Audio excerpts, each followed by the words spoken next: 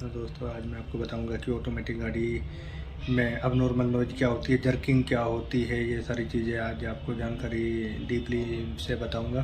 तो बने रहिए मेरे यूट्यूब चैनल कार डॉक्टर के साथ। चैनल को लाइक शेयर सब्सक्राइब करना ना भूलें। चलिए मैं आज आपको बताता हूँ कि एमटी गाड़ी में अब नॉर्मल नॉइज है तो कैसे पता करें, कैसे चेक करें। सबसे पहले हमें खड़ी गाड़ी में सारे गियर लगा के चेक करने होते हैं। ये देखिए, जब हम रिवर्स लगा रहे हैं तो बहुत ही ज़्यादा नॉइज आ रही है। मैं आपको करीब देखिए कितनी तेज नॉइज आ रही है। ये देखिए और करीब से सुनवाता हूँ। ओनली रिवर्स लगा, ये देखिए बहुत ही ज़्यादा नॉइज आ रही है। ये देखिए और न देख लगाना भाई।